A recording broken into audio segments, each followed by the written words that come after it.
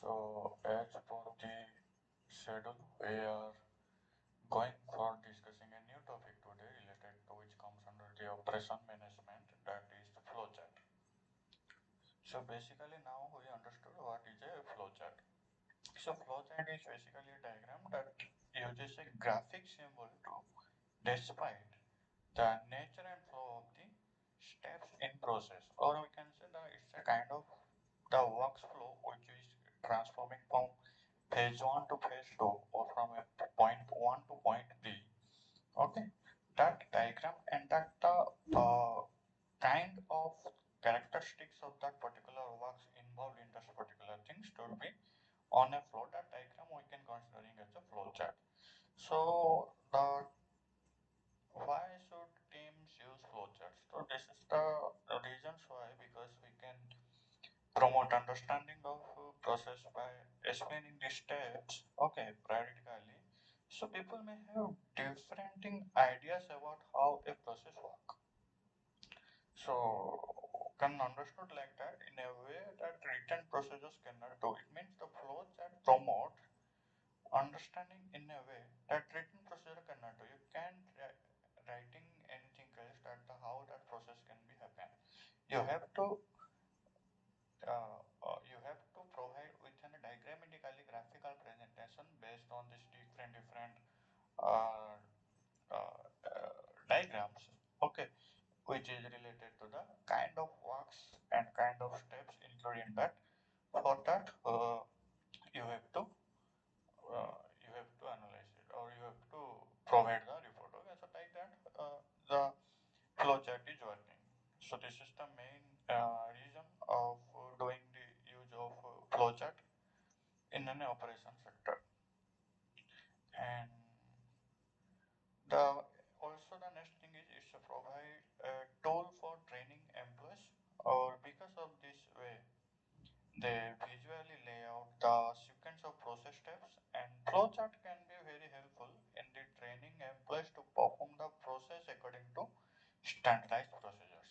So what the things is that when we coming for the next slide, you can from the diagram you can understand that how the process is be utilized and how the process help to benefit for to understanding of how the flow of this particular work and happens by step from point 1 to point B to point C, like that we can able to understand in a proper.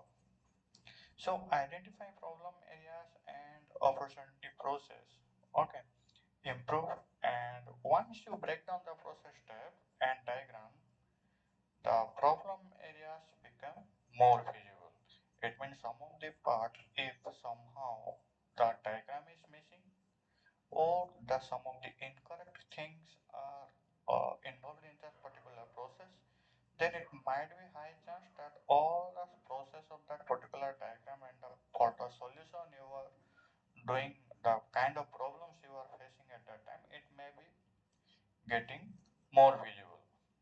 So it is just to spot opportunity for simplifying and refining your process by analyzing according to the point of your decision making or redundant step and the AE works loops. Okay. So figuring out that where the you have to lag behind of this kind of errors in that particular process by using this flowchart, it will be, you can a person can easily identify that on which particular area the problems are happening. So next point, if we go for the discrete customer supplier relationship, helping the process worker to understand who their customers are and how they may sometimes act as suppliers and sometimes as a customer in relation to the people. So the practical application for the flow chart are these things. Okay.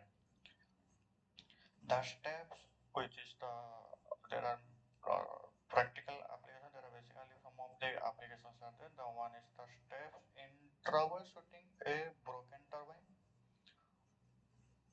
The process used to fight a glass Bravo fire. How to clean a berthing component or compartment, and the process used for gathering the sheep underway.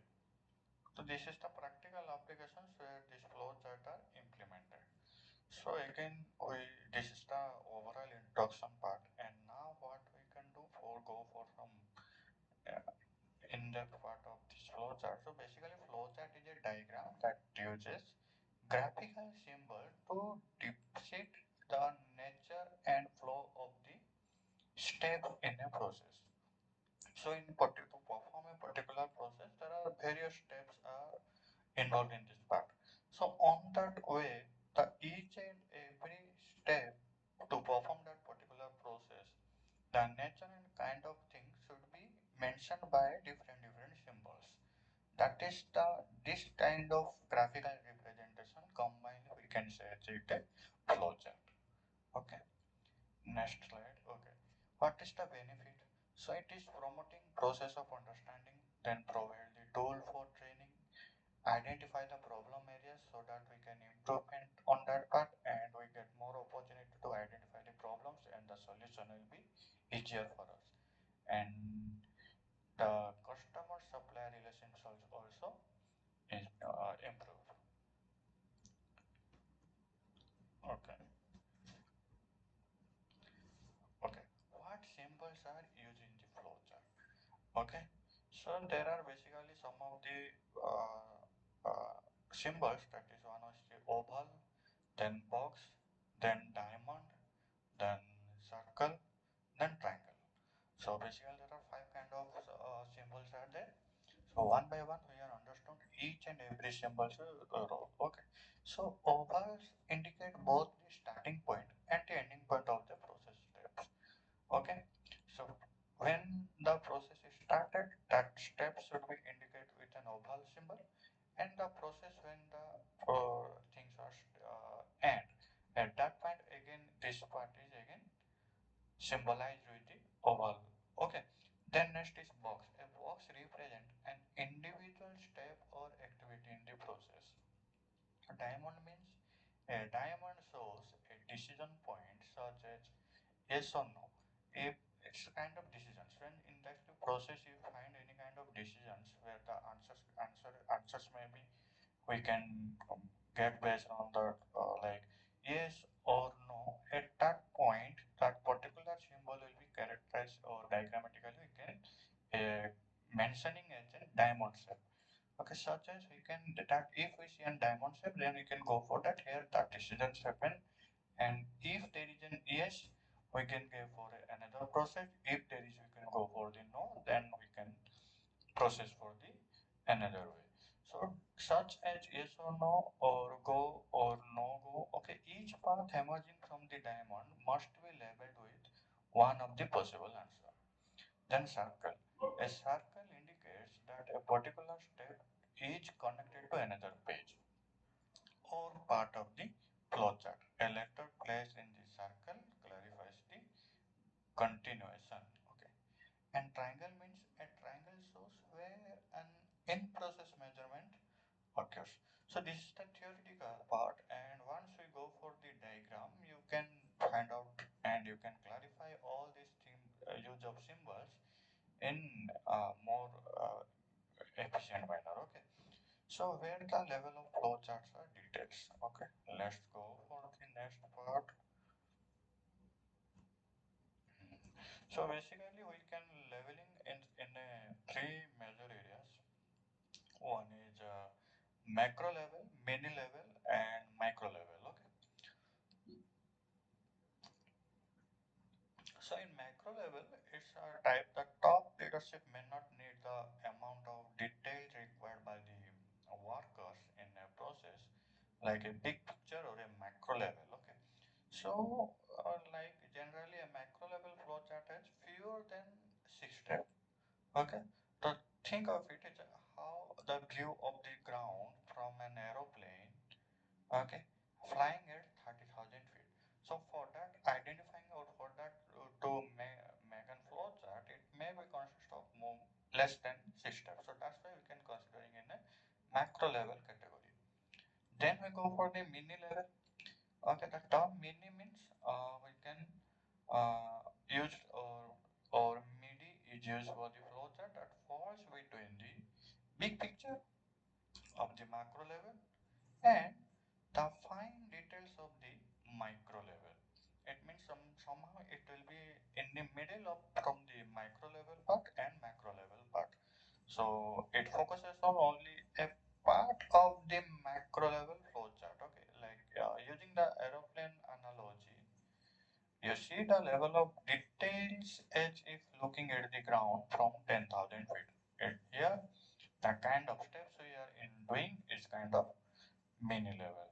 Like that, if you go for the micro level, then people trying to improve the way a job is done need to a detailed description of process step, or the micro level or ground level view provides a very detailed picture of a specific portion of the process by documenting every action and decisions. Okay, so it is commonly used to chart how particular task is performed. So all the detailing things should be happen in the micro level. So somehow you can say that the steps are having more as compared to the macro level or mini level. Correct. So in the next step we go for the symbols which are used in the flowchart. So the first step is around start and end, which is using for the purpose of start and that is categorized in the okay, it's a round shape as you can see, oval shape. Okay, then process step is in a square, then decisions are in the diamond, connector are in the round shape, and measurement are in the triangle shape. So these are the symbol. Based on this, looking at this symbol, we can understand that what is the kind of process we are performing in that particular step. Okay. Then go for the identifying of. Okay. So here you can see the level of flowchart that we discussed right now. One is the macro, mini, and micro level. So as in the macro level, as we are only fewer steps. Okay.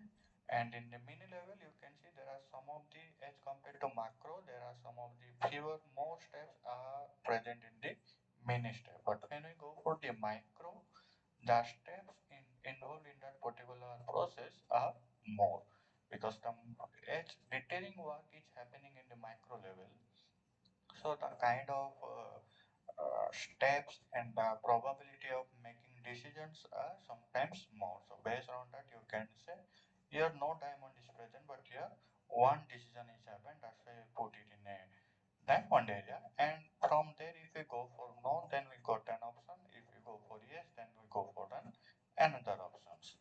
Okay, and the end. So at the start and end is always present in a oval shape. As it is in all these three levels, you can see that the start and the end portions are always in the oval part.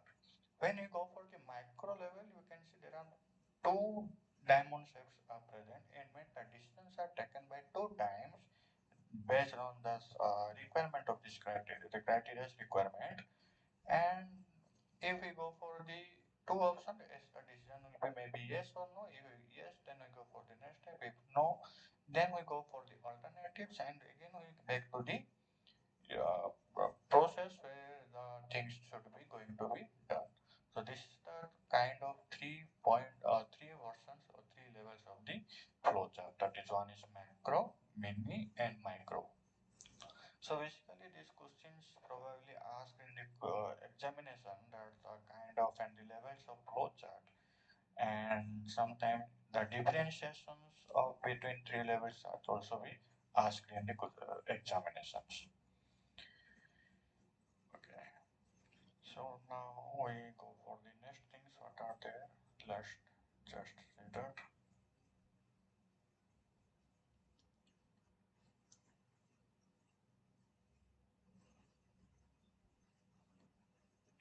Okay. So what matters is that people constructing a flowchart to understand how the information is going to be used, and people interpreting the chart understanding the level of detail it presents. So how we get started? So identifying the right people to develop the chart. Then we have to determine that what you expect to get from that flowchart. third point is to identify who will use it and how, and then defining the level of details you need. And the last we have establish the boundaries of the process to be improved. So what are the key to successful flowcharting is that always start with a big picture and observe the current process. Okay, and just a second. Okay, so this is the things you can consider before planning or doing the flowchart design, that it should be always in a big picture so that it will be clearly visible for a person to identify the things are happening during that particular process and the steps, and have, if anything have to rectify on that. So based on this, if these things are visible clearly, that's why you can figuring out where the problems arising and we can solve on a clear manner. Okay, the same things is again written here, like, okay, next slide. Okay, so what are the main things you can one can assume to start with a big picture, then observing the current process, record process, okay, arrange the sequence of step and draw the flowchart.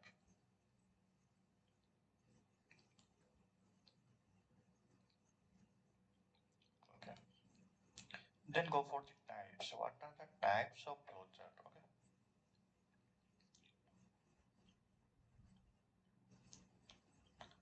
so types we can see that we have some of the types. One is linear flowchart, okay, which is a diagram that displays the sequence of work steps that make up a process, and that can help to identify the rework or unnecessary steps within a process. So this is the linear flowchart. And next is deployment flowchart. It means the actual process flow and identifies the people or groups involved at each steps. Horizontal lines defines customer-supply relationship. So they are like that.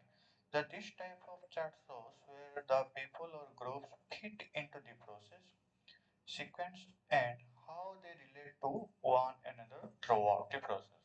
So here you can deploy. That's why the deployment flowchart should be in a proper without any kind of unnecessary step. But the linear flowchart is in proper manner, or in you can say all these things are things present that to identify, you have to identify the rework and unnecessary steps which are in the present, and we are converting into the deployment flowchart by removing them. Clear? So moving it to the next slide so that you can see how a linear flowchart are looking like. So linear flowchart is something the diagram is looking like it, and after that what we see, go for the deployment flowchart of the examples. Okay, just a second. Okay, so this is the deployment flowchart example which is producing the POD. So if we see the upper part of linear flowchart example, so clearly you can see each starting and ending are in the oval side. Then the inputs are collected, then POD is drafting, then go for the rough, okay, and again we are submitted to EXO, which will be okay. If yes, then we go for the type mode. If no, again we have to go for the retype and again back to submit. Okay, so this process will be circulated until unless we are get the positive sign. Then what happens? We go for the sign of the POD, then make copies and distribute, then the process is end. So this is the procedure producing the POD. Okay, but if we go for the deployment step, okay, this is the linear flowchart. Okay, if we go for the deployment flowchart, then you can see that inputs are collected and drafted by POD. Then all these things are flows to the type of rough, then submitted to EXO. Okay, then retype. If it's not accepted, then we have to retype, then again submit. And if again yes, okay, then we go for the type smooth, then go to single POD, then make copies, then distribute. So this is the part of two types of flowcharts. Okay, that is a linear flowchart and deployment flowchart. One more thing is also there, that is one of the, we can say that opportunity flowchart, which is a flowchart is a variation of the basic linear type, okay, which differentiates process activity that add values from those that add cost only. Okay, so how do we construct a linear flowchart? So, okay, so do I mention always the things that all these things which are written in a question mark, probably you can get the same things in a on your question paper. Okay, okay. So sometimes questions will be asked directly that how do we construct a linear flowchart. So there you have to define all these things. Okay.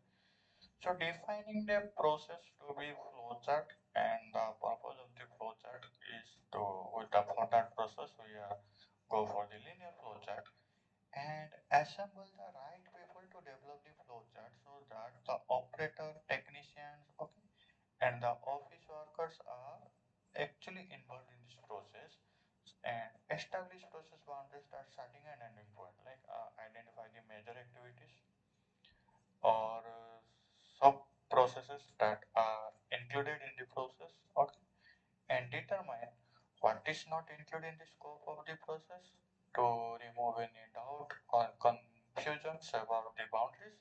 So what happened, it may also help to establish the scope of related process. Then list the steps, activities, and decisions to be charted. If your team is not sure about a step, make it to be investigated later. Like that, put these steps in chronological sequence, and sometimes it's easier to start with the last step and work back to the first step.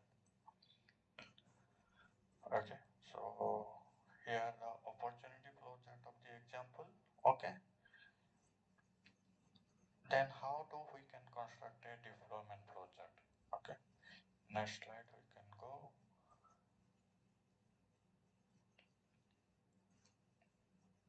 Okay, how do we constructed a deployment project? So this time what we go for that, we list the major steps of the process vertically on the left side of the sheet, then list the responsible process of workers across the top, okay, each in a separate column, and place each step in the appropriate column under the responsible process worker's name, then connect the steps in the order in which they related to each other. So these things are in the theoretical part, but if you can compare it to the diagram what we discussed in the previous slide, if you can combining each other and once you can go for the refer, you can understand the kind of construction part of the deployment flowchart. Then how we can go for construction of an opportunity flowchart? Okay, so this is the thing. You can just wait here. Okay, so to construct an opportunity flowchart, you need to distinguish value added from cost added only steps. Okay, you may want to review how to differentiate these steps under the description of opportunity flowchart. That precedes the discussion. Okay, so let's you can say divide your paper into two columns, which is added value added, and another one is a cost added only. So based on these two heading, one can connect or construct an opportunity flowchart. It means we can list the step in the process in this column vertically, all value added steps in one column, and all cost added are in the another side. So connect the steps and we can construct the opportunity flowchart. So this is, you can see here you can constructing the deployment flowchart. This is the construction of opportunity flowchart. Okay. Then how to interpret a flowchart. Okay. So determine who is involved in the process from theories about the root cause. Okay. Then identifies the way to streamline the process. Then determine how to implement changes to the process. Then look at cost added only steps and provide training on how the process works or should work. Okay. So go for the once you read around the step 2 and step 2 where we discuss about the bottleneck and weak link, poorly defined step and cost added only steps. Okay. So once you go for that, you can got it the particular things. Next is interpreting a flowchart. It might determine who is the things which I already discussed. Okay. That determining the involving part and from theories to root cause, then identify ways to simplify and refine. Then determine how to implement changes, locate cost added only steps and provide the training. So these are the steps of step 1, step 2, step 3 and step 4, like to interpret from these steps, okay, to examine each process step, that may be a bottleneck, quick neck or poorly defined step like that. Then examine that can this step is eliminated or not. Then examine each rework loop, can it be shortened or eliminated. Then stop for does the step add value for the end user or not. So this is the steps, and this one is the step 3 and step 4. Okay, so like that the main things of the flowchart are around. You need to understand the things.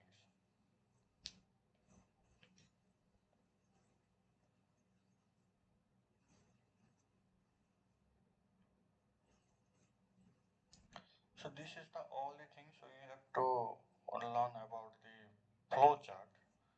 Okay, and I hope all of you have understood and have some idea about regarding the flowchart, graphical representation, and the purpose of using the tag and the steps, the types. Okay, so somehow you go for the referring this particular part, and it might be not might be it will be always the questions are came from this particular topic. This is one of the most important part of this operation management subject. So go for the reference, and yes. So that's all about this today's section. And again, we will be come back with another topic in our next section. Till now, see you. Bye.